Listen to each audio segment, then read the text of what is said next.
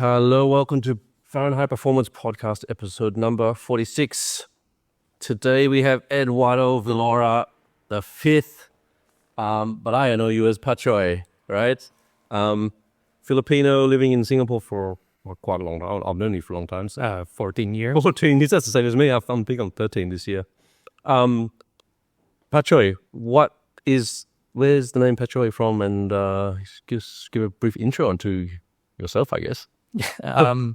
First of all, thanks for having me. I told you that your podcast has gotten me through like my most boring workouts. In the team, because you're a triathlete, so you spend a lot of time on the trainer. Yeah, and cycling outside as well. That's when I listen to. Yeah, me too. I listen to podcasts when I run outside, like on bone conducting headphones, and just run along, listen, and that's I should get the Bluetooth capable ones because I have the waterproof what do you call it? The shocks. Yep. It doesn't have Bluetooth. That's why when I run, everything's like the music is stored.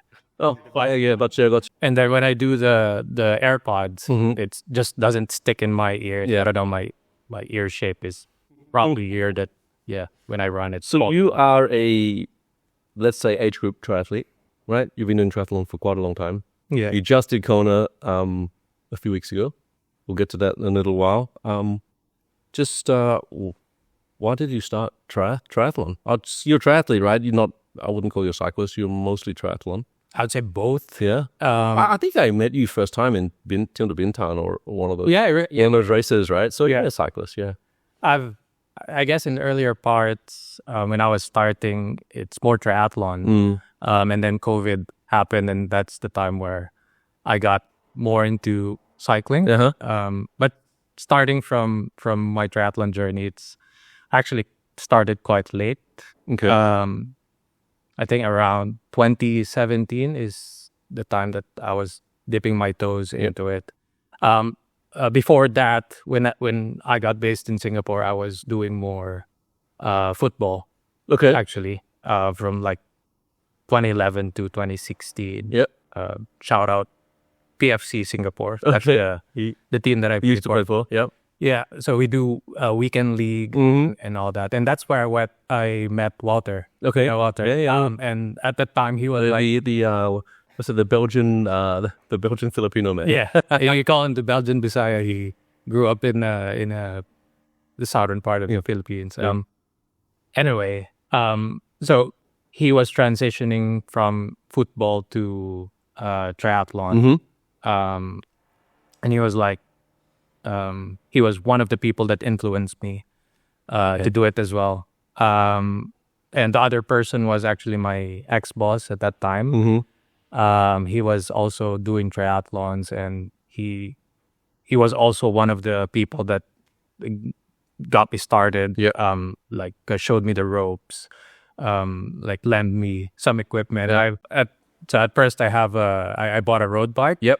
I think most people who start with triathlon with a road bike. Yeah, but it's the way to go. Yeah, quite practical. So he lent me the aero bar to sit on it. Yeah. I was a bit. It was wobbly for me to use at the beginning, but got used to it eventually. And so I started with Metasprint. Yeah, so I was going to ask you what you did, typical Singapore story of Metasprint, Trifactors, or SRT sort of races. Yeah. And I'm glad I did that. So because it's more of a good avenue for beginners. Yeah. So I did a sprint, did okay on that one, and then sort of start a bit and planned what I'm going to do next. So 2018, I did my first half Ironman. Okay. I did that in Ironman Cebu in the Philippines. So I got my first taste of what it's really like. And how was that? When you first 70.3 is quite a lot longer than an Olympic distance triathlon, right? Yeah. And nutrition back 6 years ago is different from nutrition now. It is, yeah. Did you finish no problem, or was it a struggle? What was your first race like? It was quite a long time ago. to remember the details, but I remember enjoying it because I think I think Cebu is one of the more beautiful races in Southeast Asia. Like when I do bike fits, I always ask the triathletes, what's your favorite race? And Cebu is consistently people's favorite race because the swim is like an aquarium apparently, and then the riders, the organizer, the race organizers is good. You don't run out of gels, and you don't run out of stuff for the aid stations, and the run isn't like in some hot desert, like so many of the races are. Yeah, absolutely. It's still to date, it's the best 70.3 that I've done. Yeah. Just because very clear waters, rich ocean life. And then I think one of the most exciting things about it is there's just a crowd all the way, not really, almost all the way in the bike. As in everybody in the island is participating, the schools, and then even on the run, it's just very lively. And various villages and kids are coming out. Yeah, exactly. And then there's like music happening all around. And then suddenly you do other 17.3s. They don't really have this here, like all by yourself in the middle of the bike, just with other athletes. That's like my marathon experience. I've done 3 New York and 1 Chicago. And they've been great because of the crowd.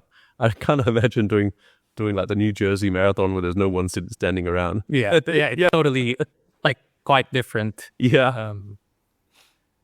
And then so Cebu was your first, and then you're hooked, I guess. Yeah.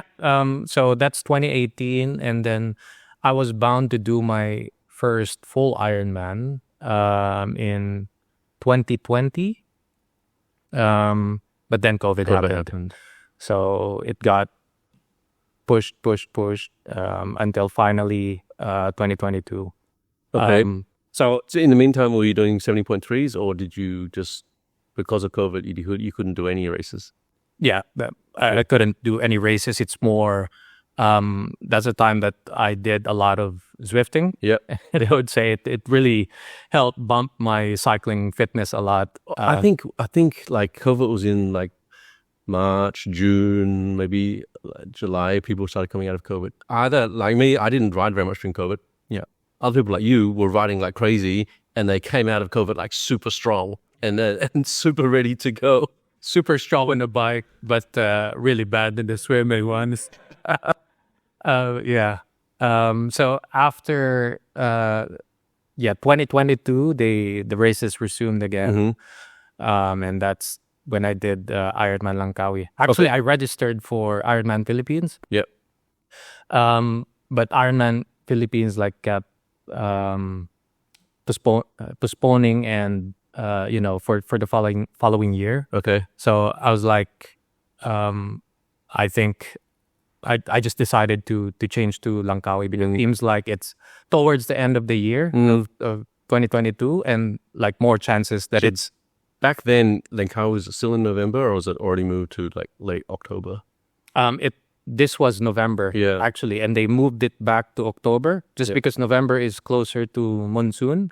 And it's pretty bad. Like, is that the year that there was a rain the day before and then like water flooding across the course? Yeah, exactly. We needed to dismount on our bikes because it's quite dangerous because it's still an open road and one other cars, when they pass by, it creates waves that pushes the bike towards the gutter. So you really need to be careful. And there were a lot of parts in the bike course that's like that. Oh shit. Okay. And that is the race that you qualified for KONA, right? KONA, so your first Ironman. Yeah. So what was, just in perspective, by that time, what was your 70.3 time? My actually, I didn't mention I did Ironman Subic in 70.3 Subic in 2019. So I think that was my latest 70.3 before Langkawi. And I did 5:30, I think, on that race. Okay. So 5:30, and then you did Langkawi in 11 something, right? 11:28. 11:28, yes. And that was good enough to qualify you for the World Champs. Yes. Right? Yeah. And then the following year was Nice. But you didn't go to Nice, you went to KONA. Yeah.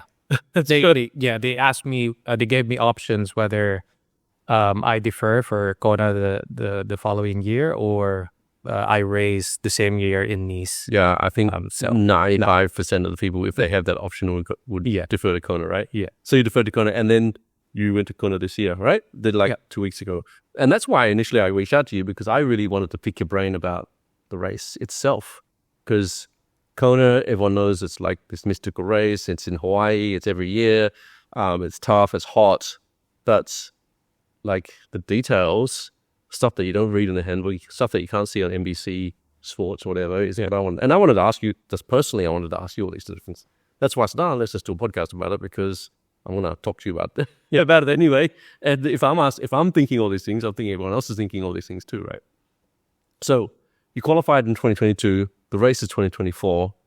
Does that mean in those 2 years you were just training your ass off? Like, what was the lead up? When did you really start to ramp up your training a lot? And did you do any races after that one as a preparation for Kona? So 2020, it's actually good that I have enough time to prepare and plan for Kona. So that was quite beneficial for me. So I did mostly half Ironman. So I was doing PTO is what it's called at that time, the inaugural PTO in Singapore. I did that. T100. Now it's T100. So I was doing that in 2023. I also did Subic. Okay. So still like keeping active. Yep. So I sort of have two A race in 2023, and then for 2024 in the lead up to Kona, I did T100 long duathlon. Okay. I didn't do the triathlon just because I wanted to really build my running and cycling fitness. I saw you at the start of that, because I was the start manager, right? I was waving everyone off for the start, and I was asking a lot of people, how come you're not like the triathletes that I knew that were in the duathlon? How come you're not doing the triathlon? And a lot of them, it's not like they were duathletes; they were actually triathletes, but they just didn't want to swim in Marina Bay. They just didn't. They just didn't want. They thought it was dirty, or it's green water. They just didn't want to do it. They'd just rather do a duathlon. Yeah, that swim in Marina Bay is quite something. It felt warm. It's warm. It's really warm. I think it's the warmest swim that I've ever did, and it's also like it felt really heavy. Because it's fresh water. It's fresh water, so fresh water is warm. You're not as buoyant as normal. Yeah, like. I'm not really a good swimmer, mediocre at best. Yeah. And then suddenly you go to those type of conditions, and no wetsuit. Question yourself. No wetsuit, fresh water, warm water. Yeah. Okay, so then you had so 2023 you did a few races, but mostly just heads down. Kona is your super A race. Yeah. Still, that's where everything is leading. So after in 2024, after T100, I did Subic again. Yep. But unfortunately, I got injured leading to that race. Like 10 days before that, I had a patellar tendonitis. Oh, like runner's knee. Runner's knee. Mm-hmm. Yeah. I had that before New York Marathon once as well. Yeah, like horrible. I ran the knee brace on. Right? It's like you need to really rest it for a long time. Basically, it's the inflammation under the knee. Yeah. And they need the inflammation to go down. But did you finished? You finished the race? I did. Yeah. I forced myself. It's because, I have this like really good fitness starting the year. I was really like optimistic about the performance that I can do. Yep. And it's one of those things that, in hindsight, in one hand, I should have rested and maybe not do the race. Yeah. But then again, I stopped. So it happened 10 days before, and I was hoping that it would go away or at least make me do the race, which it did. Yeah. But it's just that I'm like really handicapped and can't do my pain. Yeah. So I had to. So after Subic, I had to rest for like 5 weeks. Yep. So no running, just doing a bit of cycling, and and swimming. The annoying thing is even on my swim, the patella tendonitis is still present, especially when I kick off the wall. Yeah. It hurts. Yeah. So yeah, it gotten better after 5 weeks. So taking it easy, but eventually I was able to do get back to my minimum running fitness, and then build up from there. And then the first race that I did, or the last race that I did before Kona, is actually a trifactor, a triathlon, which became a duathlon. Which sucks because That was national championships as well for them. that was the national champs for Singapore as well. I really want to do swimming, just to test it out in racing. But unfortunately, it was the time that the oil spill. Yep. Yeah. So yeah, did good in that race. Feeling very confident. And yeah, the next up was Kona. Yeah, man. So I remember seeing your posts from Kona. I think you did 10 posts or something before the race itself. Oh man, it's amazing. You must have been there like a week before. Like I was spent 8 days in Kona. It's a very magical place. was it just like you rented an Airbnb and your whole family went out, or what was the story? Yeah. So we had an Airbnb down at Ali'i Drive, Okay. which is where it's actually part of the running course. Nice. But let me start from like the time that we arrived in sure. Kona, because it's quite a unique experience, I would say. The moment you arrive, Do they put flowers over your neck? no, they only do that when when you qualify for Kona. But I've seen that in TV. Yeah, me too. It didn't happen to me. But yeah, you arrive, you smell the air, it's different. The energy is different.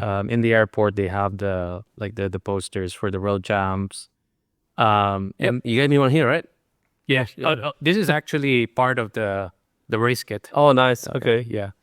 And then when you go out of the airport, you'll pass by Queen K. Okay, straight away.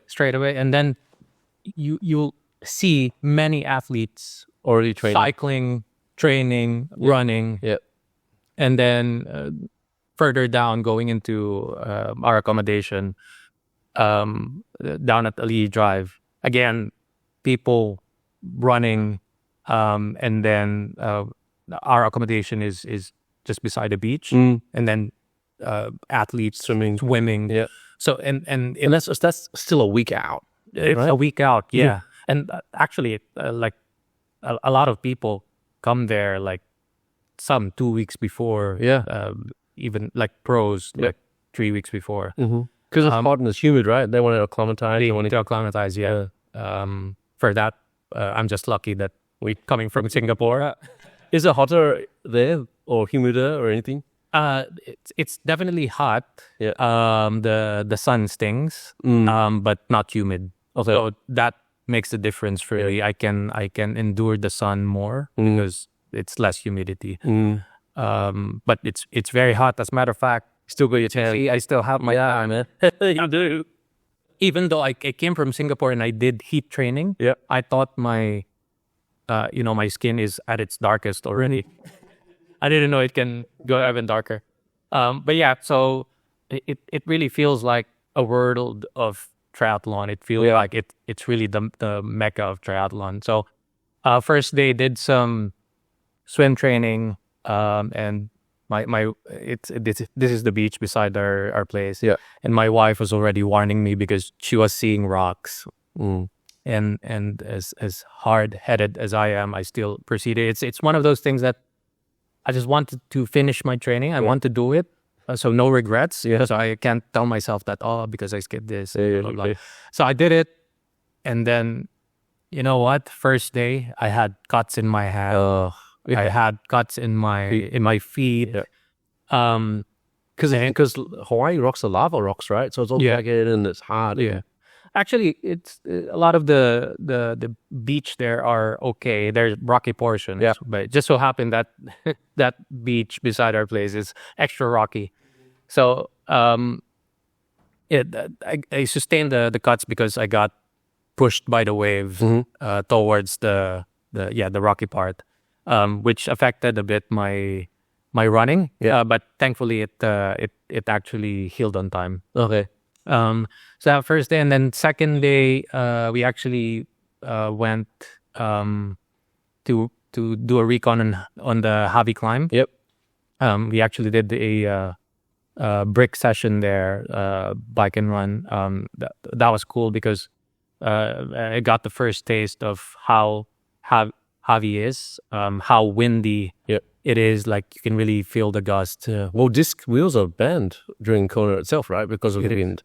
And rightfully so, because it's scary. I'm using like 60 mm deep wheels, and I'm getting pushed. So, but of course they were saying, the wheels behind you at your rear is safer. Yeah, of course it is. It's more the front, I would say, because it affects the steering. Yeah, exactly. Right.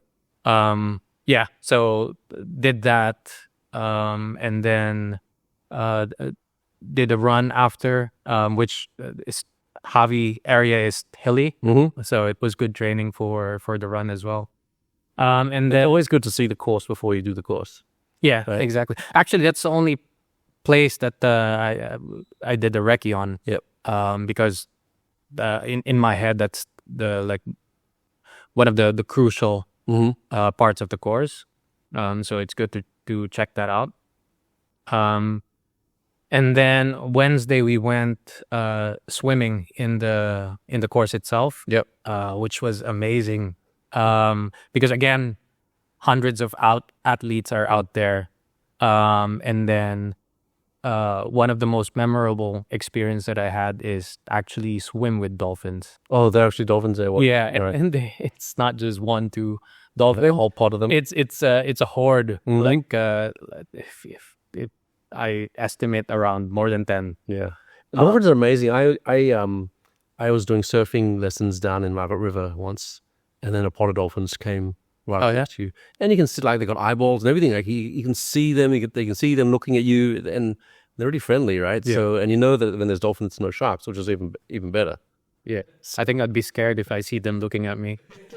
I was actually saying if there's nobody else around me, I would be scary. Yeah. But just because I was with other athletes, and a lot of the people are quite serious in doing their training. Yeah. But because of this moment, it was really special. Like everybody stopped. Oh, nice. And just appreciated what's going on, and the dolphins even came close to us and then started jumping out of the water. That was special. And then we experienced having coffee in the middle of the sea. Oh, the coffee boat. Yeah, the coffee boat. I've heard about that. That's one of a kind. They throw in floaters for you to grab on. Okay. It's easier for you to take coffee. So great experience. And then right after that, went to athletes check-in, grab my kit. And then Thursday was a rest day for me. So just went around, eat, go to nice cafes and all that. And the race itself is on Saturday morning. Is that correct? It's Saturday morning. Yeah. Yes. Okay. So come race day, different energy once again. I think what's amazing about Kona is it's a world championship. So it's not any old Joe that can sign up and enter. It's the best of each of the races around the world that have happened through the year before. Yeah. Are all come there.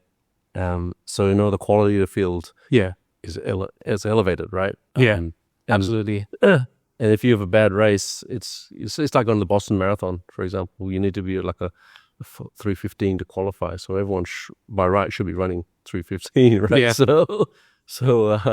So then tell us about the race. Is it a mass start or is it a wave start? It's a wave start. It's a wave start. Yeah. So 10 at a time or something like that. Your age group, basically all of your age group goes. Oh, so it's a mass start. So everyone in the 35 to 39, for example, all goes at the same time. Yeah, okay. Exactly. Sorry, it's a mass start. Yeah. And that was was it like a super washing machine, or was it quite civilized? It's okay. Yeah. I've experienced worse. I think in Cebu, my first Ironman, just because it's funneled quite narrow, so a lot of athletes bunch up. But this one, you're actually quite free to. It's well spread out. Yeah. Okay. So actually, I had a rookie mistake. I was so mesmerized with what's happening around that I forgot to take in my gels. Just because the energy was different. Like you have your Hawaiian music going around, and they were announcing the pros starting, etc. Yeah. I was really distracted, Starstruck, and nervous as well at the same time, I'm sure. Yeah, forgotten about that. So swim start. It was quite smooth for me actually. And at the beginning, I was really, I was feeling strong and comfortable. Yep. I found some good feet to follow. But then I got bumped in the head. Okay. And then my goggles started to take in water. So it was quite problematic for me. I tried to endure it for a while, but there's all water as well, so you can see me writing. Yeah. It's still a long way to go, so I decided to let go of the feet and stop and fix it. But I don't know what went wrong because I resumed the swim and it's still taking in water, and it's been like that. I stopped many times to fix it, and eventually it sat well in my face. But that happened. That was happening until I reached the turnaround point. Okay, which was another scenic moment again because there's a big boat. Because it's like a long out and back, right? Yeah, and I heard that it was quite rough. There's a swell going on. Yeah, some of the pros were caught off guard where they were swimming along and then suddenly they're on top of each other because the swell would sort of push people sideways. Yeah, it's I believe it's more coming back to the pier where the swell is. Okay. Funny enough, I swam faster on the way back. Okay. Just looking back in my data, just because I think all the mishaps that's been happening to me. You didn't stop for goggles anymore, and maybe there's a tide pushing you in or something. Yeah, it was. Probably that, and then also there's other age groupers. The other age group are now coming into me. So I have new feet to follow as well, which is great. Yeah. So 300 meters away from the pier, I thought everything's going smoothly again, but then here comes the jellyfish. Yeah, we're close to shore, right? Close to shore, yeah. Jelly close to shore. I got stung on the arm and in both my feet. And it burns. It was really painful. It really hurts. It's a burning sensation, really. But yeah, it's we went up transition. The volunteers were actually spraying something or something. And I think it's vinegar. I didn't really do anything.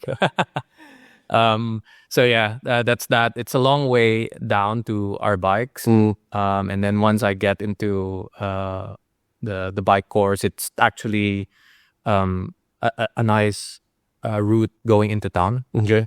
So you still have the audience in there. I saw my wife screaming. She she was screaming her lungs out. She actually lost her voice at the end of the race. It takes a special sort of fan to go to an Ironman race where you're out in the course for 12 hours or whatever. She will see you at the end of the swim for 45 seconds, a minute, and then she sees you the bike every time you pass for a minute or so, and then the run, and the whole day she'll see you every maybe 10 minutes. Exactly. Yeah.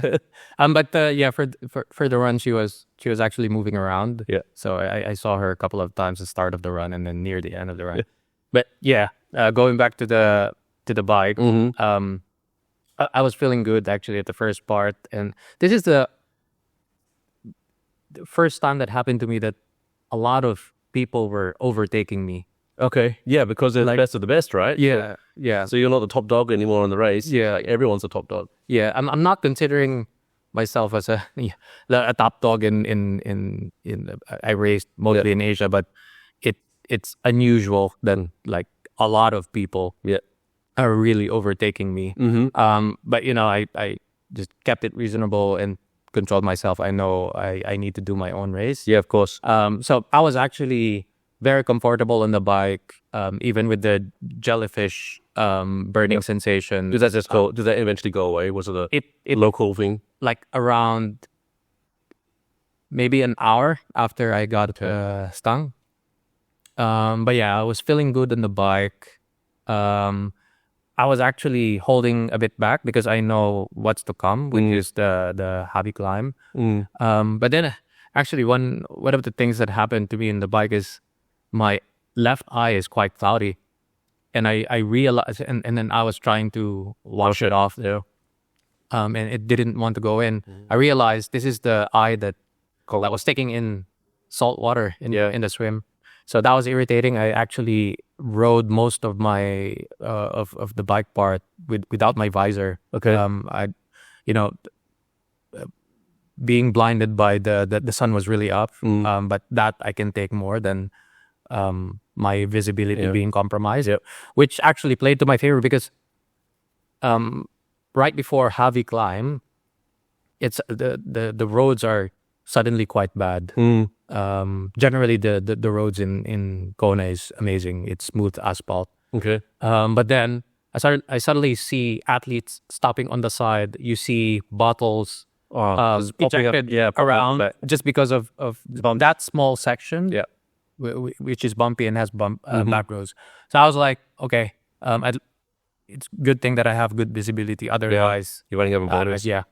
After that is the. So do you see pros also on the course at this when you're out riding? I see them on the opposite side. Yeah, right. Yeah. So you saw them flying past. They were, at that stage, they were like, we know what happened to the end, but during the bike, they were all like hammering along. Yeah, right? Yeah, it's you can see the motorbikes. Suddenly, and they were like split into I think 3 packs. I saw Laidlow first, and then suddenly a big pack, and then the third pack. But yeah, it's Javi is where everything is happening. It's because it's where I really felt the heat. So by that stage, what's the time? I think it should 10 o'clock? Closer to lunchtime. Yeah, so it's getting hot. Around that time. It's very hot, and then again you feel the gusts and the wind blowing. So climbing up, it's fine. But then after the turnaround, you go down. I was actually holding on to. I didn't do aero bars. I did handlebars at the beginning. Yeah, but I see a lot of people passing by me. They're in their aero hill. I think I should have more confidence going down.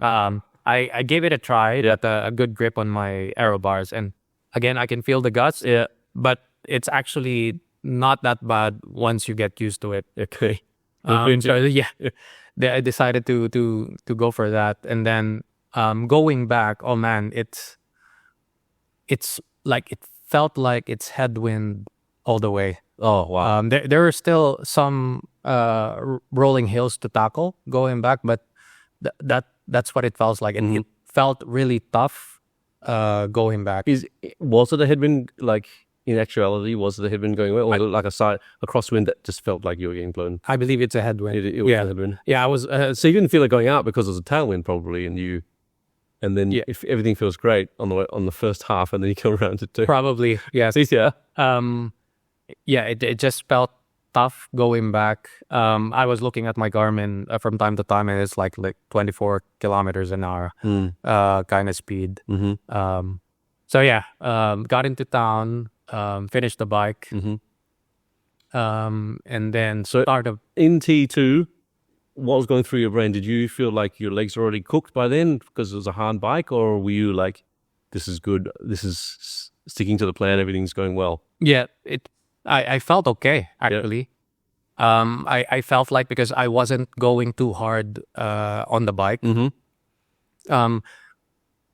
I've done harder sessions in training, but I really want to do good on the run for this one. So felt okay. But immediately coming out. Oh, by the way, in transition, the volunteers were great. Yeah. They were like, you get it. They put things on your head. Yeah, things in you. And I was like, it's VIP treatment. Yeah. I was watching the feed. Yeah. The people were like, everyone, all the pros are cooked, and all these people putting little white strips on their heads. Yeah. And taking off their shoes for them and helping them out. Yeah. Yeah. Kudos to the volunteers. Yeah. Gotta take care of like 5,000 sweaty athletes for a whole day, right? Yeah. Hell. Yeah. Maybe one day I go back there as a volunteer just to go back to KONA. Pay it back, yeah. Yeah. So coming out of the run, immediately I felt cramps in my quads. But it's a familiar feeling because it almost in all of my races it happens. But it's something that I just need to endure for a bit and then it goes away. And did it go away? It went away eventually. Okay. So did you pass all the people that were passing you on the bike? Is it one of those things where those guys are all going too hard and then you caught up with them on the run?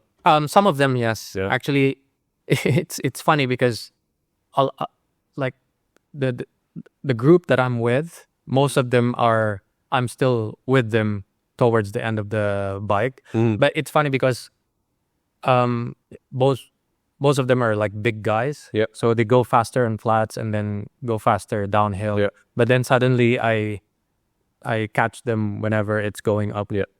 So it's like just a yo-yo effect. But that's what happened. But you can see different fitness levels happening in the bike because you see groups of people pass by.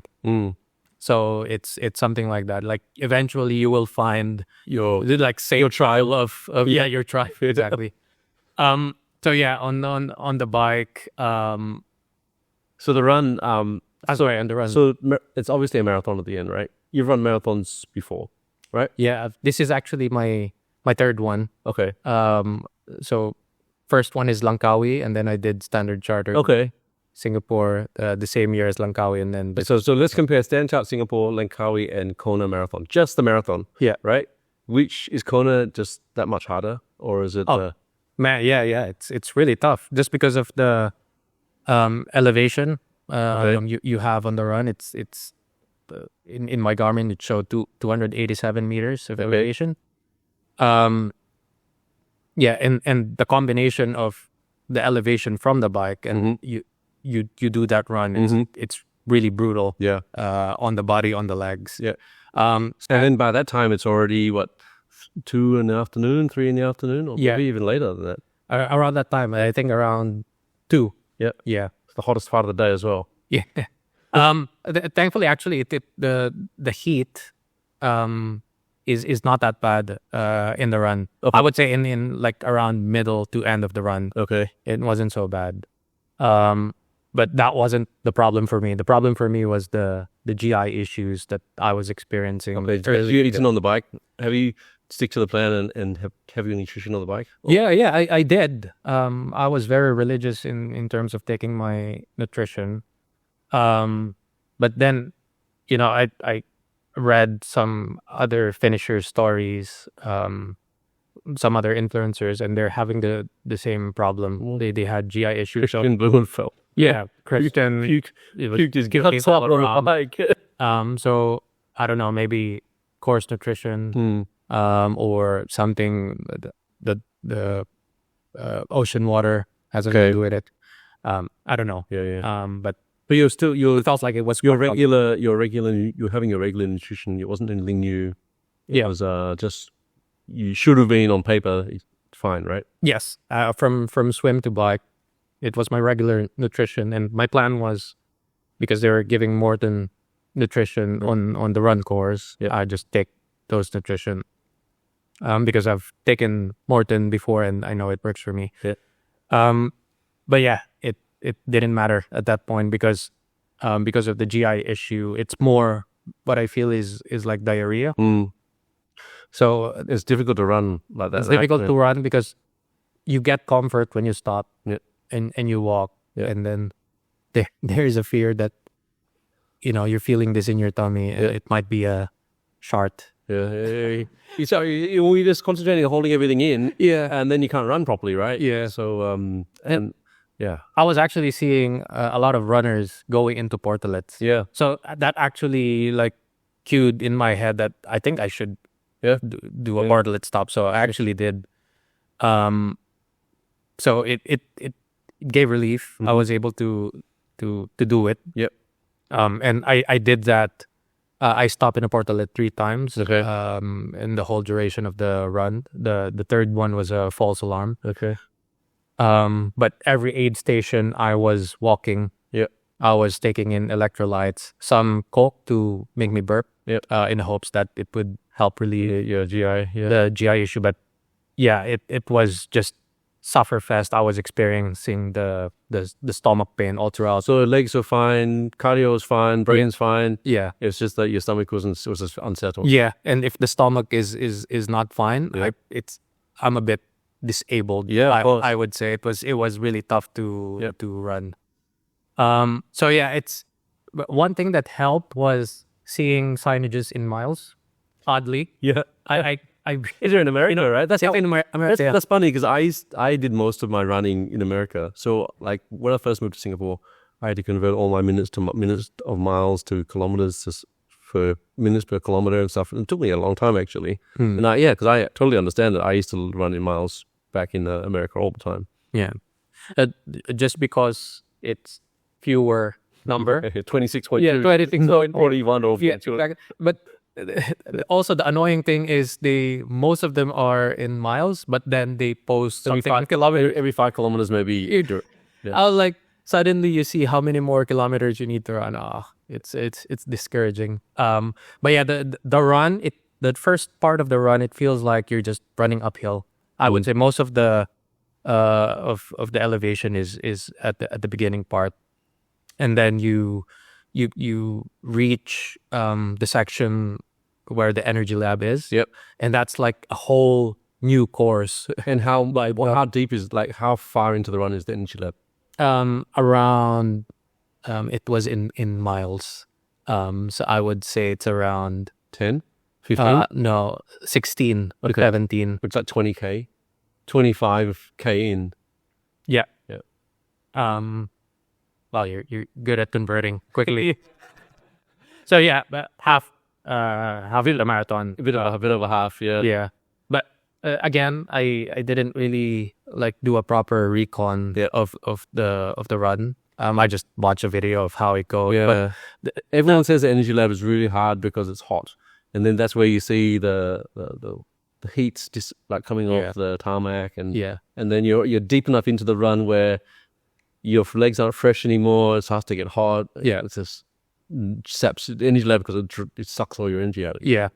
At that time, it wasn't that hot anymore, I would say. In the time that I was racing, it was okay. As a matter of fact, after going back after energy lab, it started drizzling. Okay. Wow. I don't know how often that happened in the past KONA races, but it actually drizzled. But yeah, energy lab, you just go through it. I was waiting for the turnaround. Yeah. It felt really long. And then going back, I think it was last 12K.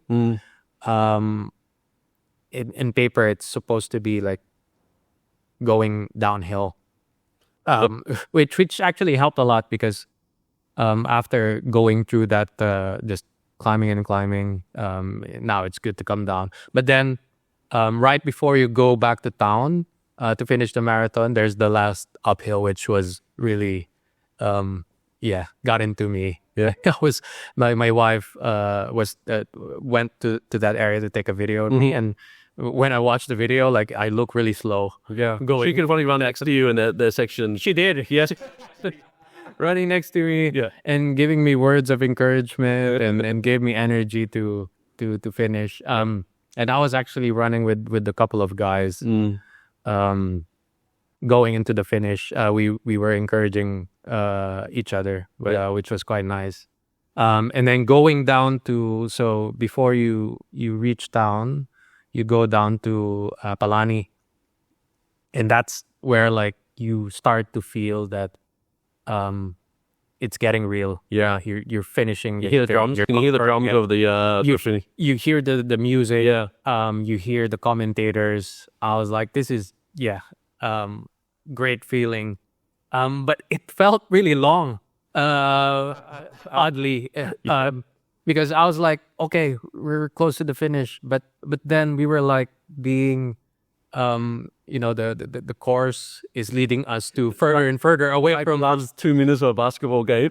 It's like it goes forever. Yeah. It felt forever for sure. But then you go a bit of around town, and then you go back to the finish line, and that strip is just amazing because it's filled with people cheering you on. And I actually sprinted going into that.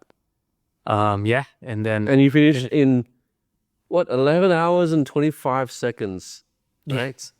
But that's still 28 minutes faster than Langkawi, right? it is, yeah.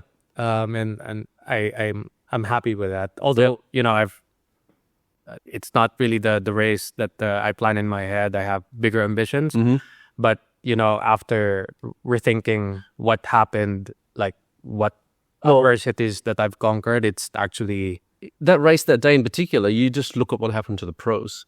They all just completely fell apart. Yeah. Right? They were puking. They were like Sam Laidlaw was walking and he couldn't even stand up straight because he was chugging coke, and Magnus was like struggling, and so if the best of the best of the best are having such shit days, I think you came out quite well. Definitely. No complaints in my performance. I'm really happy about it. So what's something that you don't see on the TV and you don't see in the race packet that you feel from the race you got? That's a good question. Actually, one thing is how like people there their build is different. It's weird because unlike my size is normal there, and then most of the people around me are like giant, big built. Oh, you mean the locals? The athletes. Okay. Yeah, it would make you think that actually when you think about cyclists, skinny, low weight, but for triathlete it's really different. Yeah. You can be big, muscular, Yep. and still really do well. Yeah. Because they're the best of the best, right? Yeah. So this is something just I noticed in there. Yep. And then the whole town is like buzzing for the whole week, right? You were there for a whole week beforehand, right? Yeah. I'm sure everything you look everywhere is all about the triathlon for the whole week. Oh yeah. Everybody's into it. The locals as well, volunteers. The race village is amazing. Actually one thing I didn't mention was the Parade of Nations, which was the fantastic experience. And there's an underpants run as well. Did you do that? The what? The underpants I didn't. Yeah. I was thinking about it, but then I didn't really want to be stressed out closer to race A. Didn't want to risk anything, and I didn't bring a fancy underpants. Okay, Pachoy, that's great. KONA, I think, is a dream for many people. And that you've done it. Is that now? That's it for long course? Are you done with long course, or you still have ambitions to do Nice and maybe challenge Roth or? No, I think I'm done for now. I always tell my wife that full Ironman is not for me, my personal experience, not family friendly. Yeah. It's just the race alone is 12 hours, right? But it's the training where you're just absent. Yeah, Like- that's just it. It's the training. And you're always tired, and you're always hungry, and you're always grumpy. Yeah. You tell them that you're gonna give them time, but you're actually in sometimes you're actually a different person because you're tired. Yeah, you want to have a nap. All this, you just wanna have a don't nap. have the energy to really offer them. Yeah. But yeah, so stopping full Ironmans for now, doing more 70.3s, half Ironmans. I think that's the best balance for me. Yep. In terms of you still have family time, training, and work. Yeah. And I'm thinking about doing Marbella, Spain for the World Champs for Next year. Yeah, next year. Because Taupo is coming up in a few weeks' time, I guess. Yeah. And then in Spain is next. And what's the year after that? Have they announced it? Yeah, it's in Spain. No, the year after, the 2026. Oh, no. I haven't heard any. Okay. about that. Okay, Pachoy, what's the best way to get a hold of you? Is it Instagram, Kung Hei Pachoy? Yes, that's Right? KUNGHEIPACHOY. You didn't explain what Pachoy is. Is this a nickname you've had since you're a kid, or? Yeah, it's a nickname given to me by my parents. I think it's the combination of Tagalog words, fat and thin, because I was like fat when I was a kid and then becoming thin. Okay. Yeah, man. Thank you so much for coming by. Let's go for a ride again soon, okay? Yeah. Yeah, man.